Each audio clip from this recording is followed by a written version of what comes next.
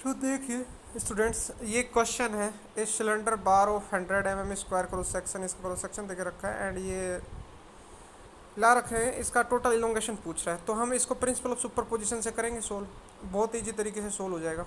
ठीक है, सो देखो ये हमने प्रिंसिपल ऑफ सुपरपोजिशन से, अब देखो इसको अच्छे से समझो न्यूमेरिकल को, क्योंकि पहले कल मैंने वो बताया था आपको इसका थ्योरेटिकल, बट आज मैं ये बता रहा हूँ।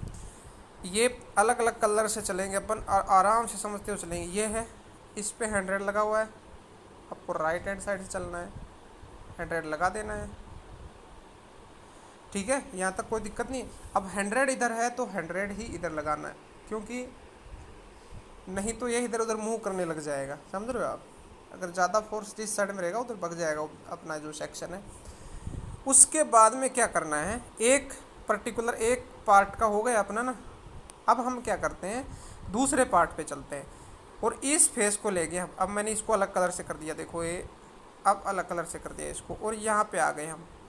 ठीक है, अब क्या करते हैं, ये जो हमारा 100 था ना, यहाँ पे जो हमने इधर लगाया था, ये हमने ऐसे लगाया था ना, ये 100 ऐसे लगाया था ना 100, उस 100 को मैं, ये जस्ट 1 सेकेंड, ये ऐसे बग रहा है, हाँ ये यहाँ रख गया। उस 100 को मैं पहले लगाता हूँ, पहले तो ये काम करो, लगा दी 100। अब एक चीज़ देखो, कि इस पे पहले से कितना लगा हुआ है, इस पे पहले से 200 लगा हुआ था, 200 लगा हुआ था इस साइड में, कंप्रेसिव साइड में। तो भैया वैसे के वैसे इस पे 200 लगा दो। अब मेरे को बताओ इफेक्टिवली इस पे कितना बचा, यानी 200 कंप्रेशन में है ये वाला और 100 टेंशन में, तो इफेक्टिवली कितना बचा। इफेक्टिवली हमारा 100 कंप्रेशन में इस फेस पे बचेगा। यार इतना तो कोई भी कर सकता है कि 200 कंप्रेशन में है ये वाला एंड 100 टेंशन में ये वाला। ठीक है, तो अपना इफेक्टिवली कंप्रेशन में कितना बचा, 100।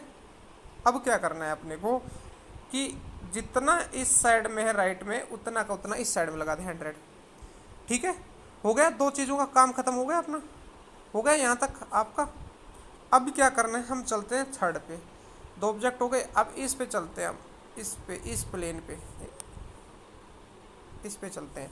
तो सबसे पहले क्या करना है कि जो पहले वाले में था ना, प्रीवियस में जो 100 यहाँ पे कंप्रेशन में था वो लगा दो, जैसे हम करते हुए आ रहे हैं ना, ऐसे हमेशा करते हुए आ रहे हैं कि पहले वाले 100 ये यहाँ पे लगा दिया था, उसके बाद में हम इस पर्टिकुलर इस पे गए थे। अब क्या करना है कि प्रीवियसली 100 कंप्रेशन में था ना, वो वाला यहाँ पे लगा दो आप, वो आपने लगा दिया यहाँ पे, प्रीवियस वाला था। अब क्या करना है, देखना है कि इस प्लेन पे कोई और लगा है क्या। अब इसका मैंने देखा कि इस पर 200 लगा हुआ है ऑलरेडी टेंशन में, ये 200 लगा हुआ था। ठीक है, तो मैंने क्या किया कि ये 200 मैंने लगा दिया। अब मेरे को बताओ टेंशन में 200 है एंड कंप्रेशन में 100 है, तो कितना बचेगा, 100 बचेगा, और 100 का यहाँ पे इधर लगा दिया मैंने। ठीक है, तो हो गया तीनों का मेरा। अभी कोई दिक्कत आई कि इसमें हो गया ना तीनों का मेरा, एकदम परफेक्ट तरीके से हो गया, कोई दिक्कत नहीं आई। अब अगर तीनों का होगा तो इलोंगेशन निकालने में कोई दिक्कत नहीं आने वाली। देखो मैं बताता हूँ आपको, सबसे पहले इसमें राइट हैंड साइड से चलना होता है। राइट हैंड साइड में जो फर्स्ट फोर्स लगा होता है ना, उसको लगा दो आप पहले सेक्शन पे काट के उसको, और जितना राइट हैंड साइड में लगाया आपने उतना ही फिर लेफ्ट हैंड साइड में लगा देना है, बैलेंस करने के लिए हो जाएगा। उसके बाद में दूसरा सेक्शन चूज करना है, उस सेक्शन के ऊपर जो प्रीवियस सेक्शन में लगा था ना, वैसा का वैसा, अगर प्रीवियस में मैंने 100 टेंशन में लगाया था तो इधर भी 100 टेंशन में लगेगा, वैसा का वैसा लगा दो। उसके बाद क्या करना होता है कि उस पर्टिकुलर प्लेन पे जाना है, यानी नेक्स्ट फर्स्ट प्लेन चूज कर लिया, फिर नेक्स्ट प्लेन पे जाना है, उस पर्टिकुलर प्लेन पे कितना लगा हुआ था ओरिजिनल डायग्राम में, वो यहाँ पे लगा देंगे। ठीक है, उसके बाद में जो उसका इफेक्टिव है ना, इफेक्टिव निकाल लेंगे, और इफेक्टिव अगर कंप्रेशन में आ रहा है तो कंप्रेशन में रख देंगे, फिर उसके लेफ्ट हैंड साइड में वैसा का वैसा रख देंगे। फिर इसी प्रकार से थर्ड पे जाएंगे। अगर ऐसे मतलब नंबर ऑफ बार सेक्शंस दे आपको करना है ऐसे। ठीक है, इसमें मेरे को नहीं लगता कि इसमें अभी कोई दिक्कत आई होगी। उसके बाद में इन तीनों का जो है डिफ्लेक्शन का समेशन कर दिया है, और ये हमें निकालने के बाद में आया 0। ठीक है, निकालने के बाद में आया है क्या, 0। ठीक है, तो इतनी सी बात है ये, मतलब ये इतनी सी चीज़ है, कोई बड़ी चीज़ नहीं है।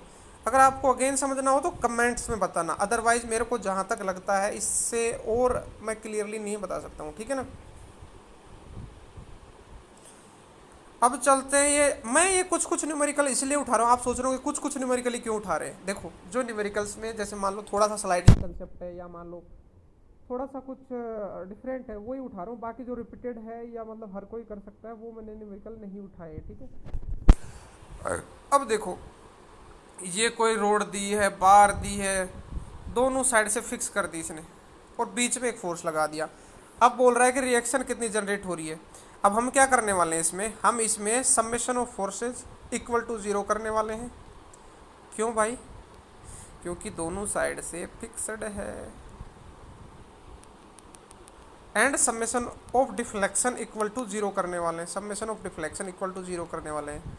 दोनों साइड से रिजिडली फिक्स्ड है, ये यहाँ से कहीं भगने नहीं वाली है। इफेक्टिवली इसमें जो डिफ्लेक्शन आएगा ना, एक्शियल डिफ्लेक्शन, अब डिफ्लेक्शन आप वो वाला मत समझ लेना। देखो बेंडिंग के कारण जो जनरेट होता है ना, ये एक्शियल फोर्स के कारण जो डिफ्लेक्शन जनरेट हो रहा है ना, उसकी बात कर रहा हूँ मैं।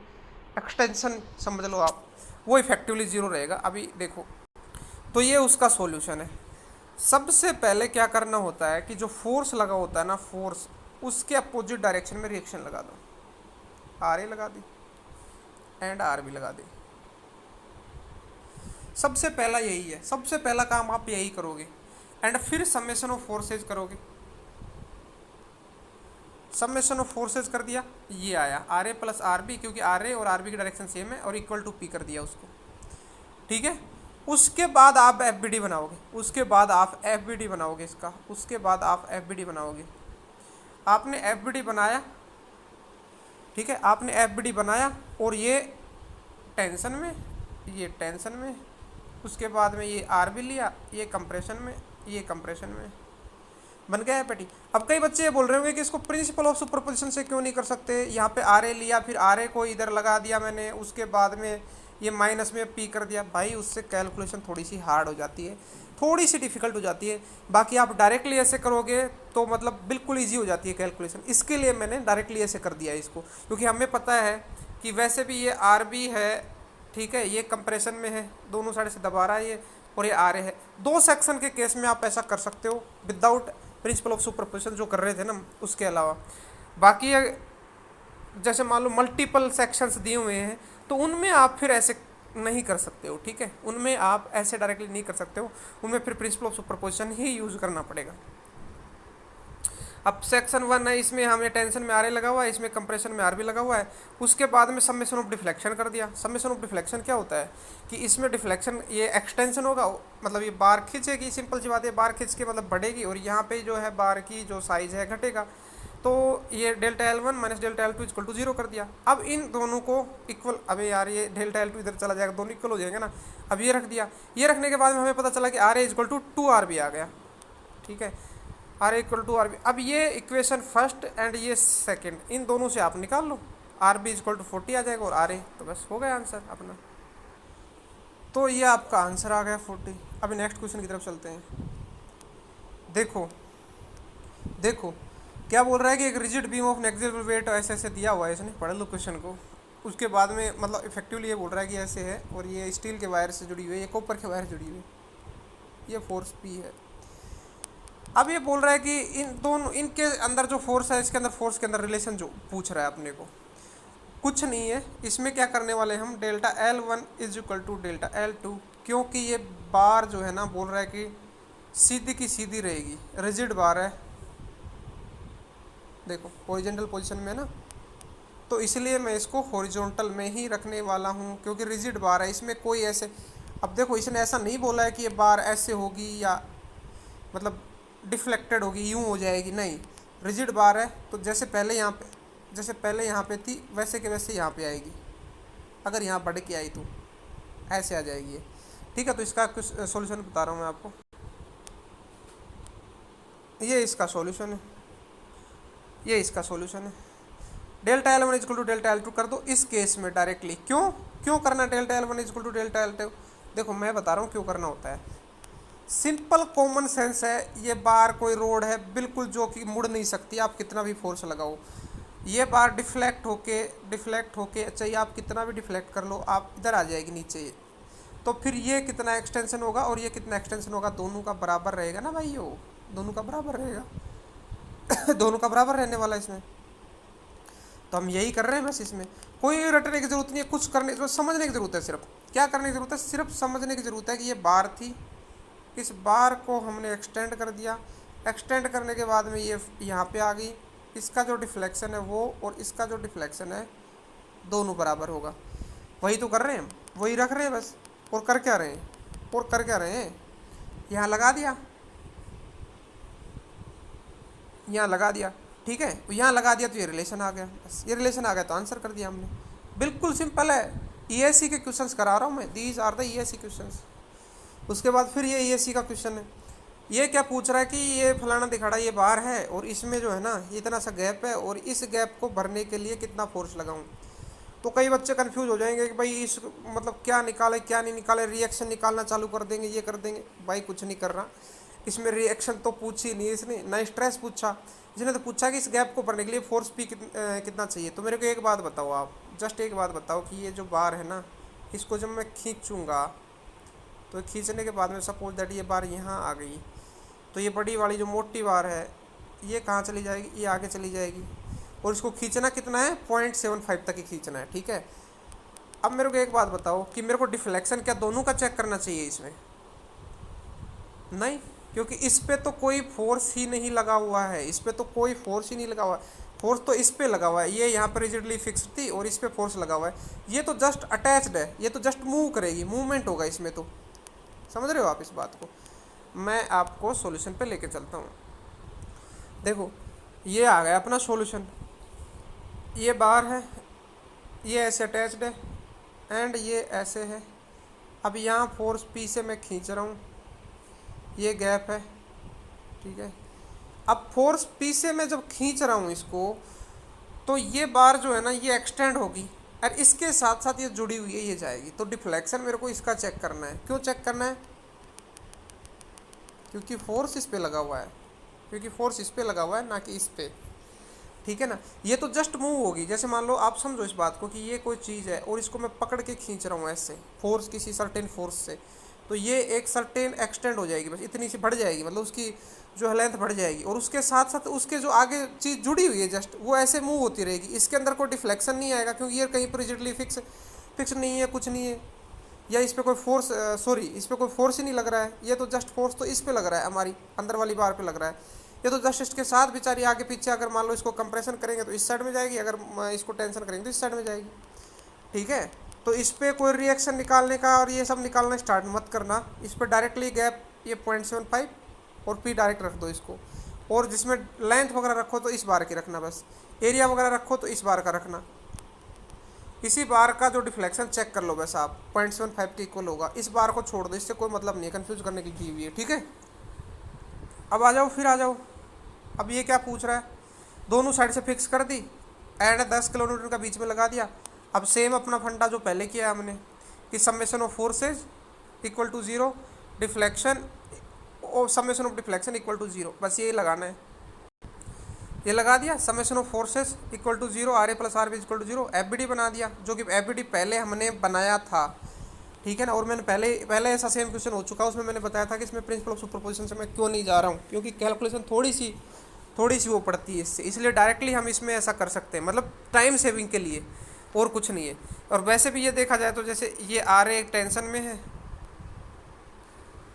सबसे पहले तो जैसे अगर आपको स्टार्टिंग से बताता हूँ मैं, फिर से इस क्वेश्चन में बताता हूँ ताकि क्लियरिटी आ जाए, अगर पिछले क्वेश्चन नहीं समझ में आया। सबसे पहले तो क्या करना होता है, जैसे ये 10 किलोमीटर लगा हुआ है तो रिएक्शंस है ना इसके अपोजिट लगा दो आप, इसके अपोजिट लगा दो रिएक्शंस, ठीक है। अब मेरे को एक बात बताओ, जो आर ए क्या कर रही है, आर ए खींच रही है कि दबा रही है? आर ए खींच रही है, तो आर ए का एफ बी डी खींचने वाला बना दिया। आर बी क्या कर रही है, आर बी क्या कर रही है, दबा रही है कि खींच रही है? आर बी दबा रही है, कंप्रेस कर रही है, मतलब आर बी कंप्रेस कर रही है तो इसको दबाने वाला बना दिया, ठीक है। एफ बी डी बन गए। अगर कोई बच्चा बोले कि प्रिंसिपल ऑफ सुपरपोजिशन से जाना है, तो भाई तुम प्रिंसिपल ऑफ सुपरपोजिशन से जाओ। देखो आर ए उस केस में क्या होगा, आर ए फिर ये इधर आर ए लगेगा एंड यहाँ पे जो है ना 10 किलोमीटर ऐसे लगा होता तो 10 लग जाएगा और आर ए माइनस 10। अब क्या करोगे आप, delta L1 plus delta L2 equal to 0 रखोगे, इसमें माइनस नहीं आएगा क्योंकि अभी मैंने इसको टेंशन में मान लिया, आर ए को टेंशन में मान लिया है, ठीक है। Just 1 second for the better clarification I will tell you in the white board. उसी चीज़ को अगर कोई बच्चा प्रिंसिपल ऑफ सुपरपोजिशन से करना चाहे जिसको इसको, तो उसके लिए मैं बता रहा हूँ ये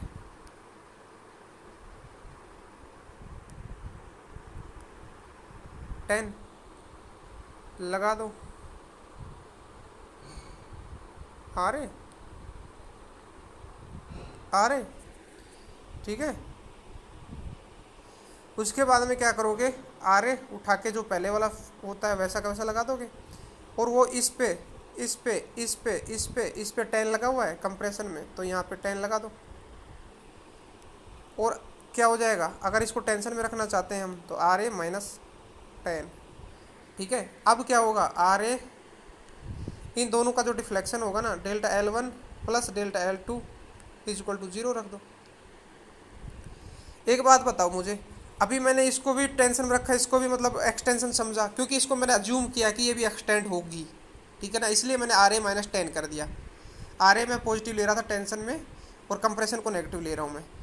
ये प्रिंसिपल ऑफ सुपरपोजिशन है, आप इससे कर लो। अगर इससे ना करना चाहो तो जो डायरेक्टली मैंने बताया है वो ऐसा कर दो टाइम सेविंग के लिए। ठीक है, जैसे आपकी मर्जी। मैं तो यही बोलूँगा कि बेटर है ये मेथड में, क्योंकि ESE का क्वेश्चन है, बिल्कुल आपको कुछ सेकंड्स में, फ्रैक्शन ऑफ सेकंड्स में करने होंगे। फटाफट आप ये R A plus R B करो डायरेक्टली, मतलब ये फोर्स के अपोजिट में आर ए लगाओ, फोर्स के अपोजिट में आर बी लगाओ, दोनों का सम करो, इक्वल टू पी रख दो, मतलब दोनों सबका सम इक्वल टू 0 कर दो, फोर्सेज का सम। उसके बाद में एफ बनाओ। एफ डायरेक्टली अगर 2 दिया हुआ है, ओनली बार 1 और बार 2 दिया हुआ है, तो बनाना बहुत ईजी है। डायरेक्टली आर ए इसको खींच रहा है तो आर ए को टेंशन में रख दिया, आर बी इसको दबा रहा तो आर बी को ऐसे रख दिया। इसमें जो डिफ्लेक्शन आएगा वो एक्सटेंशन रहेगा, इसमें जो डिफ्लेक्शन आएगा उसमें ये कंप्रेशन में रहेगा। ये मतलब ये बढ़ेगी और ये घटेगी। ठीक है, जब ये delta L1 minus delta L2 equal to 0 होता है तो delta L1 plus delta L2 हो जाएगा, और directly R A L upon A E, R B L upon में ए ई कर दिया, ए ई से ए ई कट जाता है, और एल और ये 2L रहता है, तो R A is equal to 2RB आ गया। अब ऑप्शंस चेक कर, तो इसमें है ना, अब ऑप्शंस चेक कर लो आप। ऑप्शंस में क्या तो R A equal to RB दिया हुआ है, या आर ए को छोटा दिया हुआ है, बस आप अगर निकालना भी नहीं चाहो वैल्यू उसकी आर ए और आर बी की, तो जस्ट ऑप्शंस चेक कर लो कि कौन सा बड़ा है कौन सा छोटा है, डायरेक्टली टिक कर दो। नहीं तो आप इस इक्वेशन से प्लस ये इक्वेशन है ना, इन दोनों से आप निकाल सकते हो आर ए और आर बी की वैल्यू। ठीक है ना। अब देखो ये गेट का क्वेश्चन है, ये किसका क्वेश्चन है, गेट का क्वेश्चन है, और इसमें ये पूछ रहा है कि the tension T1 induced in the wires by vertical load P applied as कितना, मतलब उनके टेंशन में एक रिलेशन पूछता है, जस्ट सिंपल, और ऑप्शंस दिए हुए हैं। अभी देखो इसमें मैं ना एक तरीका बताता हूँ आपको नेक्स्ट इसमें सॉल्यूशन में। सबसे पहले आप यहाँ आओ, ऐसे केसेस में क्या करना होता है, summation of forces equal to 0 कर दो, summation of moment equal to 0 कर दो if the bar remains the straight. मतलब जो एक केस पहले करवाया था ना कि बार जो है ना खींचने के बाद में भी ऐसे डिफ्लेक्ट नहीं होती है, यानी वो बार रिमेन्स द सेम, या तो क्वेश्चन में लिखेगा या बार बोलेगा रिजिड है, समझ जाना है अपने को। और रिजिड बार ऐसे ऐसे नीचे खींचने के बाद में आएगी तो ऐसे के ऐसे रहने वाली है। सॉरी ये थोड़ी सी डिफ्लेक्ट दिखा दी मैंने, ये ऐसे कैसे रहने वाली है। तो अगर बोलता है बार सेम है या बार रिजिड है तो क्या करना है हमें, deflection 1 is equal to deflection 2 directly लगा देना है। इसमें कोई समेशन ऑफ मूवमेंट, कोई समेशन ऑफ फोर्स नहीं चाहिए। समेशन ऑफ फोर्स तो आप हमेशा कर सकते हो, कोई इश्यू नहीं है, और रिक्वायरमेंट है तो, नहीं तो जैसे पहले क्वेश्चन में मैंने बताया ना कि ये डिफ्लेक्शन जो रिलेशन आ गया था वो खाली इसी से आ गया था। एक पहले क्वेश्चन जो अभी करवाया था ना थोड़ी देर पहले, इसी का ऐसा ही केस, उसमें deflection 1 is equal to deflection 2 करा था, तो उससे आ गया था आंसर। ठीक है ना। अगर bar, if bar not remains the same, तो डिस्प्लेसमेंट ऐसे होगा, मतलब थोड़ी क्या होगा कि बार थोड़ी सी यहाँ से झुकेगी, थोड़ी सी यहाँ से झुकेगी, ऐसे झुकती हुई जाएगी, और यहाँ टी ये दो तारों से जुड़ी हुई है, यहाँ पे डिफ्लेक्शन मतलब थोड़ी ज़्यादा ऐसे झुक जाएगी, थोड़ी ज़्यादा झुक जाएगी ऐसे, और यहाँ पे थोड़ी कम झुकेगी, तो उसका डिस्प्लेसमेंट डायग्राम बना लेंगे। तो ये 4 चीज़ करनी होती है इन ऐसे केसेज में। अब ये केस क्या है यार, मतलब ये तो सिंपल कॉमन सेंस है अपना, बस मैं कर क्या रहा हूँ कि summation of forces equal to 0 कर रहा हूँ, summation of moment equal to 0 कर रहा हूँ, या डिफ्लेक्शंस को बराबर कर रहा हूँ अगर रिजिड बार है तो। कोई भी अगर मान लो अनपढ़ आदमी से भी पूछोगे ना आप, और उसको बोलोगे कि ये बार को मैं खींच रहा हूँ भाई सीधी है और सीधी की सीधी रखनी है, तो वो भी बोलेगा कि ये जितनी इसमें जितना एक्सटेंशन होगा उतना ही इसमें होगा, बस। अब ये है कि हम इंजीनियर उसको कैलकुलेट कर लेते हैं कि इसमें deflection 1 is equal to deflection 2, यही चीज़ मैं कर रहा हूँ यहाँ पे। ठीक है। अभी देखो इस केस में मैंने क्या किया है, इस केस में क्या क्या जरूरत पड़ी है हमें। इस केस में हमें summation of movement equal to zero की जरूरत पड़ रही है एंड डिस्प्लेसमेंट डायग्राम की जरूरत पड़ रही है। क्यों? क्योंकि उसने ऐसा नहीं बोला कि बार रिजिड है, उसने ऐसा नहीं बोला कि बार रिमेन सेम हॉरिजॉन्टल रहेगी, ठीक है ना, इसलिए हमें ये करना पड़ रहा है। तो सबसे पहले डिस्प्लेसमेंट डायग्राम बना लो, मतलब अज्यूम कर लो कि ये बार थी, ये ऐसे टेढ़ी होगी, टेढ़ी होने के बाद में यहाँ पे कुछ डिफ्लेक्शन आया, यहाँ पे कुछ डिफ्लेक्शन आया, तो ये जो डिफ्लेक्शन आया ना इसका, ये और ये, इन यहाँ से यहाँ तक की डिस्टेंस दे रखी है और यहाँ से यहाँ तक की डिस्टेंस दे रखी है। अब मुझे बताओ कि इनमें आप रिलेशनशिप फाइंड आउट कर सकते हो दोनों डिफ्लेक्शंस में? आप बोलोगे ऑफ कोर्स। क्यों? क्योंकि सिमिलर ट्राइंगल बन रहे हैं, और सिमिलर ट्राइंगल तो सब जानते हैं भाई। ये नहीं जानते तो एक बार देख लो आप, सिमिलर ट्राइंगल तो सब जानते हैं भाई। ये ए और ये डेल्टा L1, तो डेल्टा L1 अपॉन में डेल्टा L2, ठीक है ना। ये आर्म इसकी ट्राइंगल की, और ये इसकी प्रोपोर्शन में रहती है सिमिलर ट्राइंगल में, तो delta L1 upon delta L2, और ये आर्म छोटे वाले ट्राइंगल की और ये बड़े वाले ट्राइंगल की, ये प्रोपोर्शन में रख दी मैंने। और इससे एक रिलेशन फाइंड आउट कर दिया T2 और T1 के बीच में। क्यों? क्योंकि डेल्टा L1 क्या है, मतलब ये कितना डिफ्लेक्ट होगा, ये वायर कितना डिफ्लेक्ट होगा, ये वायर डिफ्लेक्ट होगा PL अपॉन ए। डिफ्लेक्शन में हमेशा यही यूज़ करना है। और ये कैसे आया? स्ट्रेस और स्ट्रेन के रिलेशन से आया है, और ये तो सब जानते हैं, मैकेनिकल इंजीनियर जो बिल्कुल फर्स्ट ईयर का स्टूडेंट है ना वो भी जानता है। तो इसलिए मैंने ये सब नहीं करवाया, डायरेक्टली क्वेश्चन पे आया हूँ मैं, ठीक है। तो ये सब मत पूछना कि ये कैसे आया क्या नहीं आया, ठीक है। यहाँ पे लिखा भी है T1L अपॉन ए, और इसके रखने के बाद में T2 equal to B/A T1, एक रिलेशनशिप फाइंड आउट कर लिया मैंने। और फिर समेशन ऑफ मूवमेंट्स कर दिया इनके बीच में, फिर इससे यहाँ से एक रिलेशन आ गया, यहाँ से एक रिलेशन आ गया। इन दोनों रिलेशंस को मैं यूज़ करके T2 PAL अपॉन A square plus B square, sorry T1 and T2 PBL अपॉन A square plus B square, बिल्कुल ईजी है। ये जब भी ऐसे केसे जाते हैं ना तो ये 4 कंडीशंस याद रखो। देखो पहले हमने किया था एक ESC का क्वेश्चन, उसमें हमें सिर्फ ये delta L1 equal to delta L2 से अपना काम बन गया था, ठीक है। यहाँ पे हमारा summation of movement equal to zero करना पड़ा है एंड डिफ्लेक्शन डिस्प्लेसमेंट डायग्राम बनाना पड़ा है। तो जैसा क्वेश्चन देता है उसके हिसाब से करना होता है। यहाँ पे ऐसा क्यों करना पड़ा? क्योंकि देखो यहाँ पे है ना, उसने ऐसे नहीं बोला कि बार हॉरिजॉन्टल रहेगी डिफ्लेक्शन के बाद में, इसलिए हमें डिस्प्लेसमेंट डायग्राम की जरूरत पड़ी। और हमारा ओनली डिस्प्लेसमेंट डायग्राम से अननोन्स नहीं आ पा रहे थे या कोई रिलेशन नहीं बन पा रहा था, क्वेश्चन में ऐसा नहीं था, तो इसलिए हमने समेशन ऑफ मूवमेंट्स कर लिया। अब कई बच्चे बोलेंगे सर समेशन ऑफ फोर्स की कोई ज़रूरत नहीं पड़ी। अरे भाई समेशन ऑफ फोर्स किस लिए ज़रूरत नहीं पड़ी? क्योंकि क्वेश्चन में जो आंसर आना था ना वो अपने समेशन ऑफ मूवमेंट और ये डिस्प्लेसमेंट डायग्राम से ही आ गया था। अगर आप चाहते हो समेशन फोर्स करके मैं लेके आना चाहूँ तो समेशन ऑफ फोर्स करके डिस्प्लेसमेंट डायग्राम से ले आओ, उसमें आपकी मर्जी है। जाना आपको इन 4 से बाहर कहीं नहीं है, ठीक है ना। अब जैसे पहले वाला क्वेश्चन था जो ESC का क्वेश्चन था, उसमें स्टील का और कॉपर का वायर लगा रखा था उसने, ठीक है ना, स्टील का और कॉपर का वायर लगा था, पूछ रहा था कि इन दोनों में जो फोर्स रहेगा वो उनका रिलेशन पूछ रहा था।